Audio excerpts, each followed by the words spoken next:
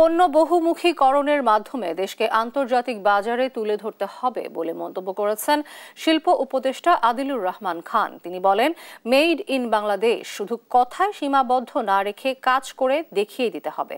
শনিবার দুপুরে রাজধানীর তেজগাঁওয়ে Bangladesh chamber of industries BCI আয়োজিত অটোমোবাইলস ও এগ্রো মেশিনারি ফেয়ারে তিনি একথা বলেন।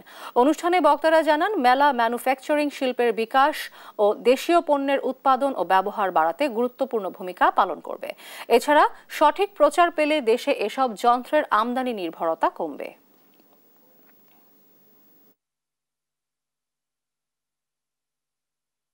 বাংলাদেশের 3টি অগ্রাধিকার প্রাপ্ত সেক্টর হলো অটোমোবাইলস, এগ্রো মেশিনারি এবং লাইট ম্যানুফ্যাকচারিং, যা আমাদের ম্যানুফ্যাকচারিং শিল্পের বিকাশ, রপ্তানি বহুমুখীকরণ এবং কর্মসংস্থান সৃষ্টির জন্য অত্যন্ত গুরুত্বপূর্ণ। বিভিন্ন নীতি সহায়তা, ট্যাক্স সহায়তা এবং অবকাঠামো উন্নয়নের মাধ্যমে সরকার এই খাতকে এগিয়ে নিতে কার্যকর পদক্ষেপ নিয়েছে।